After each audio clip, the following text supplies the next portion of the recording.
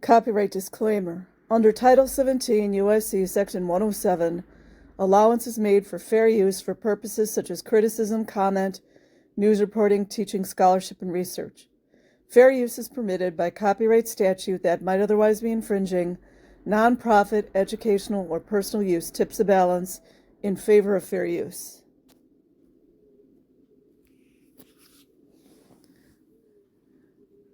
Okay, this is from The Guardian.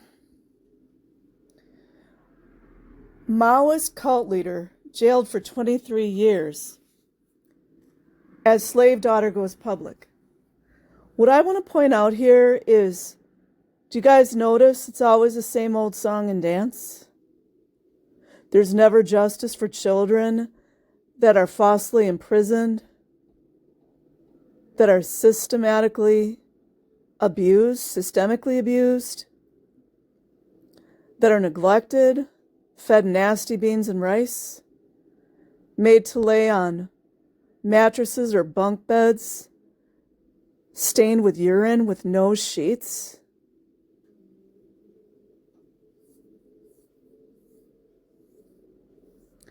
All these abuses, exploitations, child slave labors, educational laws, and more broken. You ever notice the same old story? No one ever knows anything until the child grows up to be an adult and starts talking. You ever notice that? Katie Morgan Davies says she is waiving anonymity to retrieve identity stolen from her by narcissist Aravindan Balakrishnan. Like Krishna? Isn't that wonderful?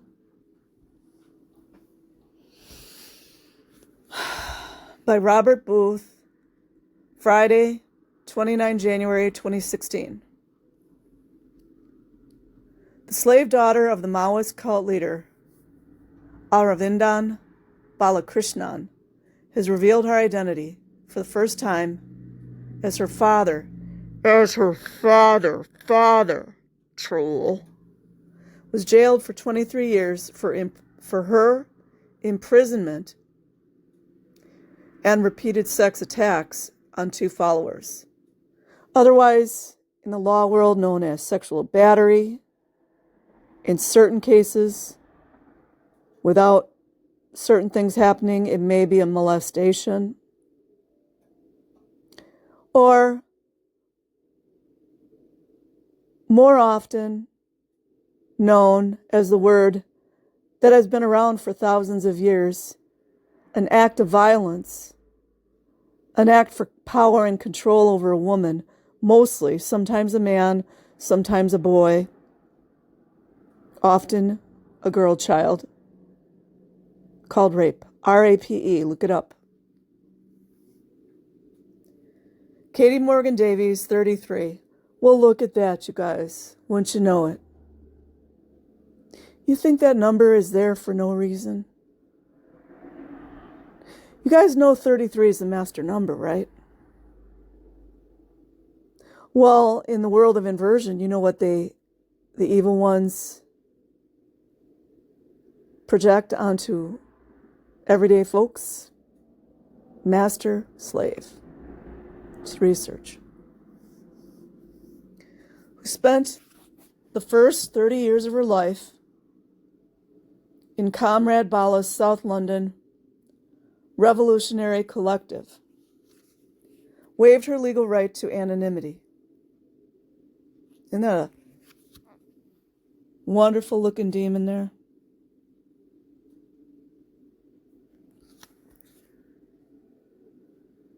See those eyes? Those dead eyes.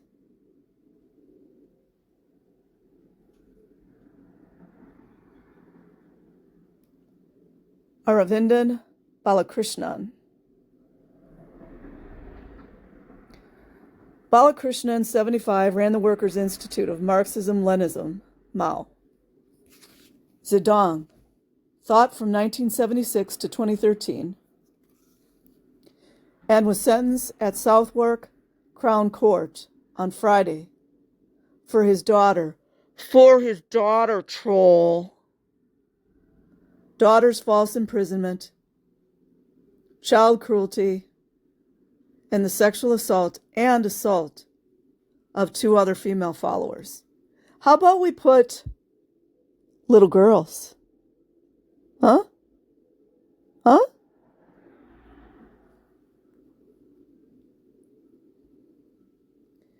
Showing her face to the media for the first time, Morgan Davies told how her father was a narcissist and a psychopath.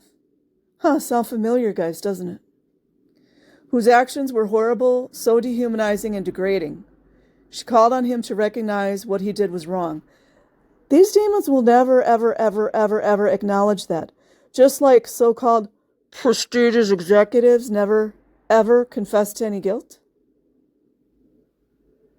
See the patterns?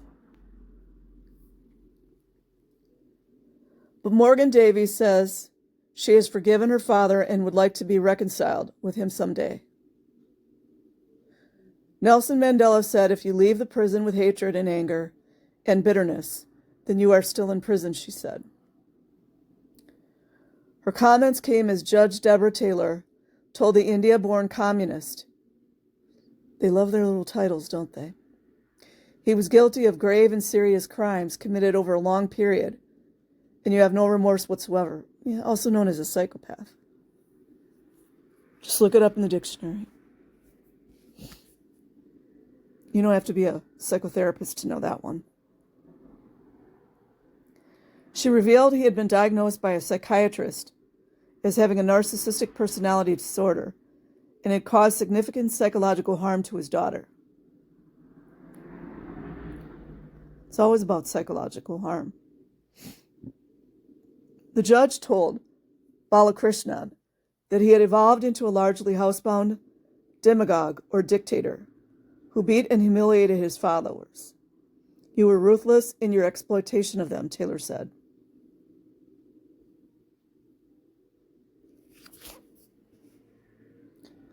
His sexual abuse and rape of 2 women had had profound effects on their lives, Taylor said, praising his rape victims.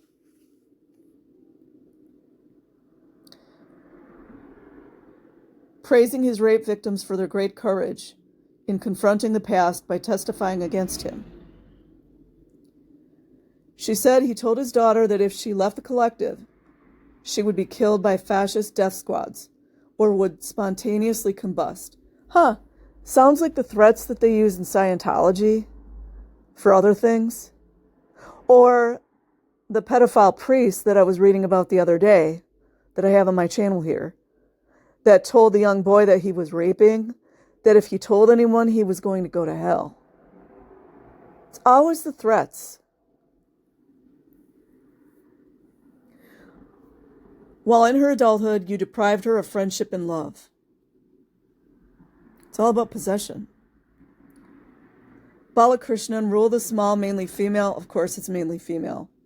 Kind of like the Commodore Messengers, anyone? Mainly female collective with violence and psychological terror, including threatening members with an electric satellite warfare machine he called Jackie, and claimed would strike them dead if they stepped out of line. Morgan Davies said she wanted people to know who she was to retrieve the identity the cult tried to steal from me. After spending the first 30 years of her life inside Balakrishnan's collective, which he set up on a mission to bring down the British fascist state. You ever notice they always have the same crazy kind of goals? You think it's all random, you guys? Come on now. Come on.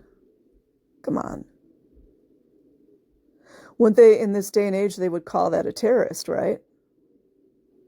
But they just allow certain terrorists to just go on doing what they're doing, huh? Come on now.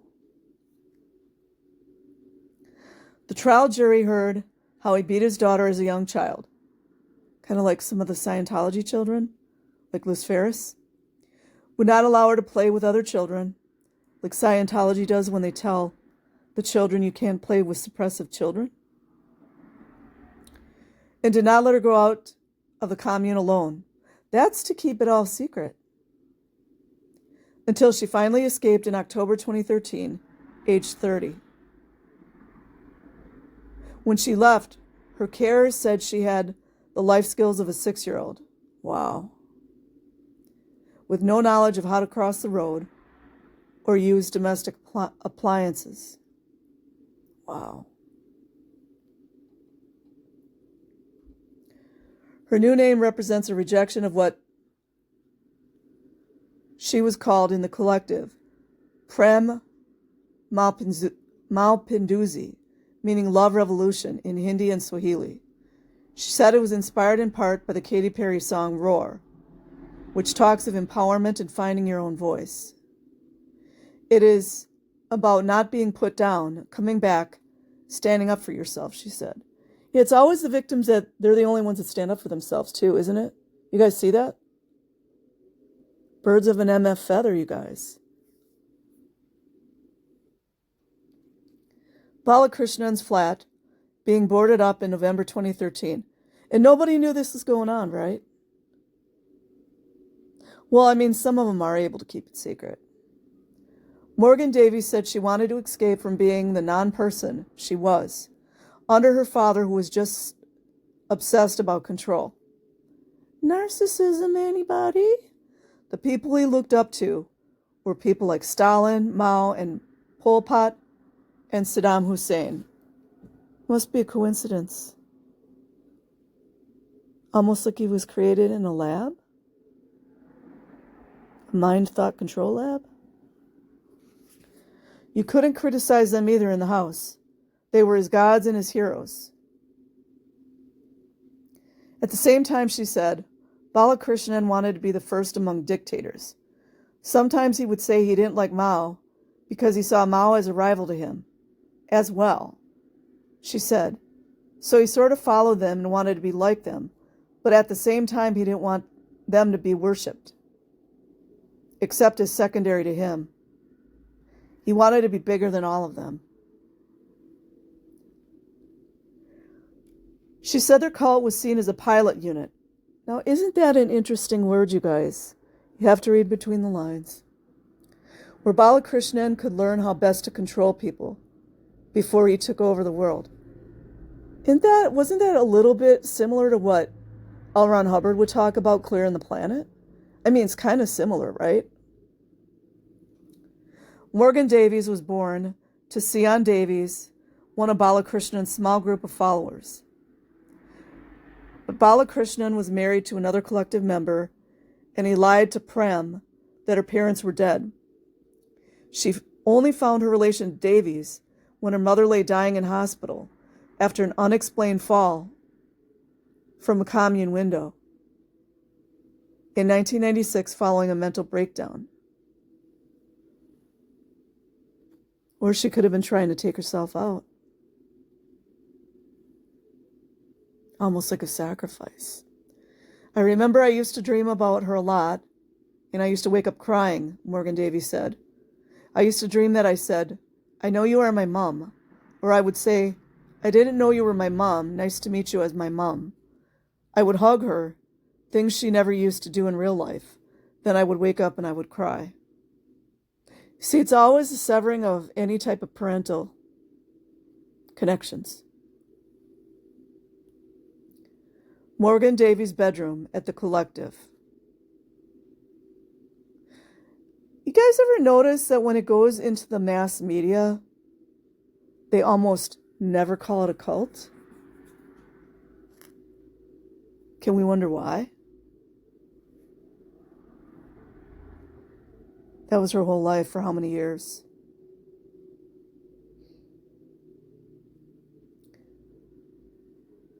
She spoke of her newfound joy at the freedom to do things like dyeing my hair, or piercing my ears, or having an alcoholic drink.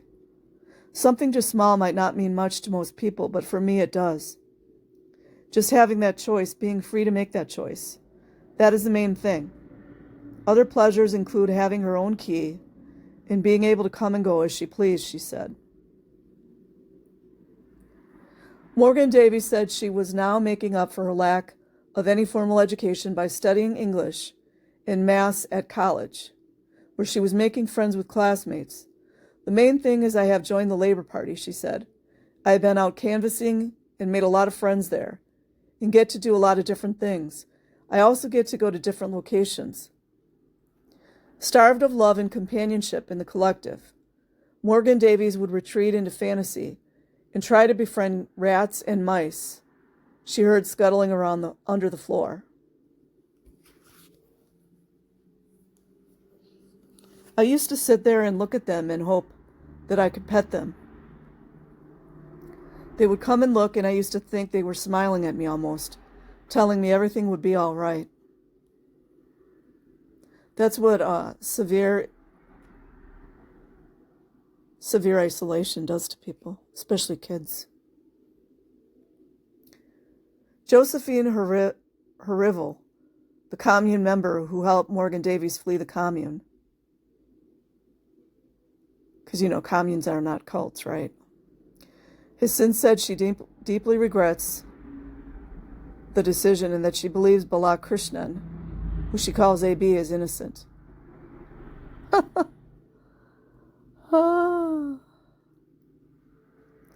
Leaving the court, Herivel shouted, "This is a political persecution. AB has been framed. He is a good man." Sound like Scientology, you guys? Deny, deny, deny. Seems to me like she's aged a lot more than what her real age is. How sad is that? Josephine Herivel. Oh, that's not her. I take that back. That's the woman who said AB's innocent. AB's innocent.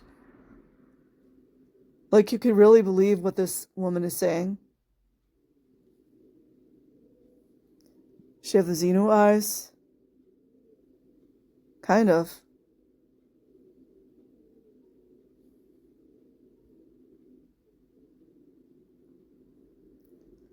Herivel has been diagnosed with Stockholm Syndrome, when hostages or trafficking victims sympathize with their captors but rejects that assessment. It's the same thing that went on with the Nexium. What's that creep's name? Raniere? Same thing.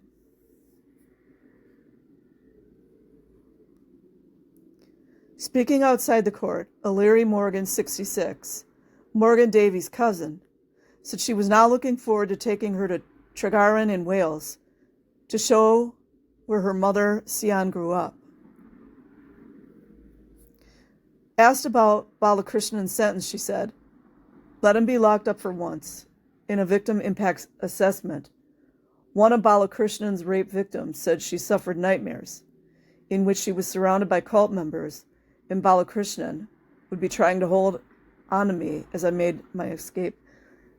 You ever notice that people that escape these situations always have the same nightmares? It's PTSD. The woman spoke of the years of sexual abuse by Balakrishnan, saying she was traumatized, shocked, and horrified at what he had habituated me to and against, which I had no defense. I will live with this torment for the rest of my life.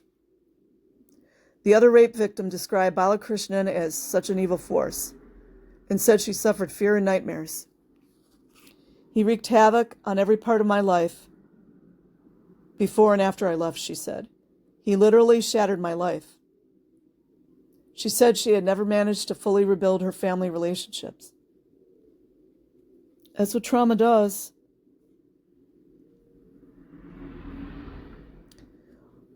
Morgan Davies said in her victim statement that she lived in constant fear and still found it difficult to trust people or get close to them.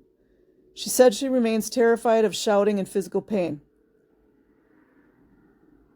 Balakrishnan will serve at least half his sentence, which means he will be 87 before he is eligible for parole. So this was in the UK. Apparently in the UK they know how to lock up pedos. Not all of them though, trust me. So I will leave a link in the description box. Like and subscribe if you choose. Otherwise, have an amazing day or night, wherever you are. Peace.